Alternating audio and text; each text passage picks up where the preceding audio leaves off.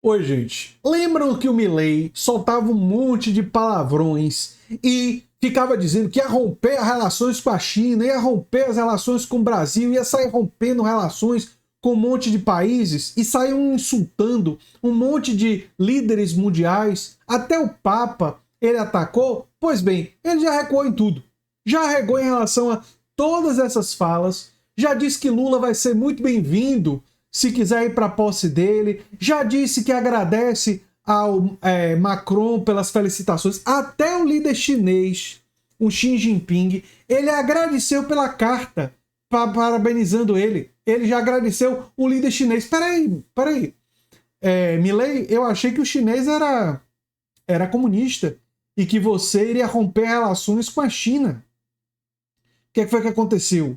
Romper relações com a China seria muito custoso para você e para o povo argentino, e aí você viu que estava falando um monte de besteira, mas o Milei, ele também entrou no modo não vai mudar tanta coisa assim em outros departamentos, porque ele disse que a Patrícia Bullrich vai ser a nova ministra da Segurança e ele se aproximou do Macri. Aliás, a gestão dele, em muitos sentidos, exceto um que eu vou destacar, vai ser uma espécie de Macri 2.0. Sabe por quê?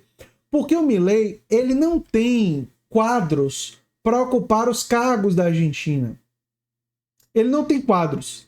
E diferentemente do Bolsonaro, que chamou metade era o Centrão e a outra metade eram chamados quadros ideológicos, que na verdade era a galera olavista que ele colocou em ministérios, como Ministério da Saúde, ministérios...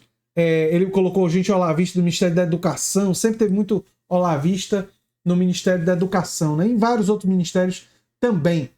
Então, o Milei resolveu colocar dentro dos ministérios a direita tradicional. Então, quem vai ocupar a maioria dos cargos dos ministérios vai ser a direita tradicional. Isso significa que vai ser um governo de direita liberal, simplesmente? Bem, existe uma sinalização que ele vai tentar algumas radicalices da extrema-direita anarcocapitalista. Uma dessas radicalices, né, é ele dizer que vai acabar, entre outras coisas, com o Banco Central. Ele vai fechar o Banco Central. Aí eu fico me perguntando, eu li esses dias aí sobre o Banco Central e os países que não têm Banco Central. Todos eles bem pequenos e países basicamente exportadores. Um país da magnitude da Argentina, se não tiver uma agência reguladora que atue como autoridade monetária, eu prevejo caos.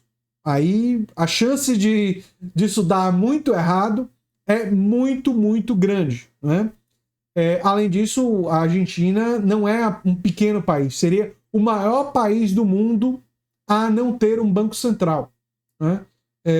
Todos os outros países que não têm banco central são países bem, bem pequenininhos, né? Não é o caso da Argentina, que é um país de tamanho médio, né? Então, vai ter algumas tentativas ultra-radicais do anarcocapitalismo do Milei, mas fora isso, ele já deu para trás em boa parte do discurso radical dele, especialmente no que se refere a rompimento de relação com outros países. Isso está acontecendo, viu?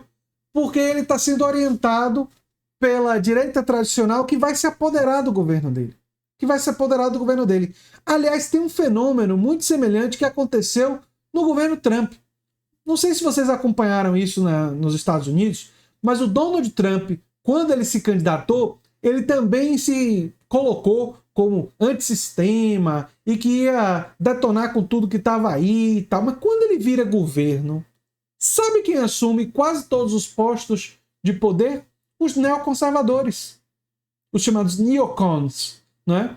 Gente de muito direitistas mesmo, ultraconservadores, que favorecem os interesses das grandes corporações empresariais. Foi esse pessoal majoritariamente que assumiu o governo.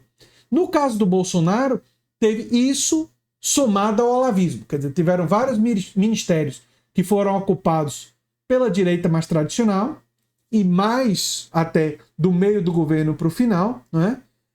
especialmente que ele foi cedendo cada vez mais para o centrão, chamado de centrão, né? Mas esse direitão corrupto, ele foi cedendo para o direitão corrupto cada vez mais para não sofrer impeachment. Aliás, todo mundo lembra de que o Bolsonaro loteou o governo para garantir que iria ficar até o final do mandato, e inclusive loteou o governo para garantir a PEC do estouro, né? Aquela PEC lá da Kamikaze, chamada pelo Paulo Guedes como PEC Kamikaze, mas aquela PEC criminosa, PEC eleitoral, PEC da reeleição, né? A PEC da reeleição ilegal, que injetou uma quantidade absurda de dinheiro em cima da hora da eleição para tentar se reeleger. Pois bem, o Milei segue a mesma linha com algumas peculiaridades.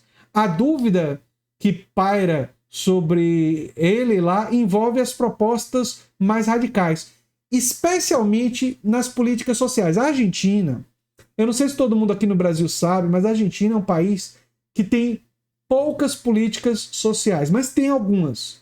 Tem algumas. E as pessoas que se beneficiam dessas políticas sociais, em geral, são os mais pobres e uma classe trabalhadora empobrecida. Parte dessa classe trabalhadora foi ludibriada pelo Milei a votar nele, acreditando que ele é diferente, vai ser a mudança. Mas agora essa classe trabalhadora provavelmente vai descobrir, tudo leva a crer, que vai descobrir que existem mudanças que são para pior. Imagine gente que depende e que precisa de programas sociais para sobreviver. Gente que sem eles pode passar fome, necessidades. Parte da classe trabalhadora argentina e dos desempregados na Argentina está nessa situação. O Milei, se cumprir a promessa de campanha, vai cortar todos esses programas.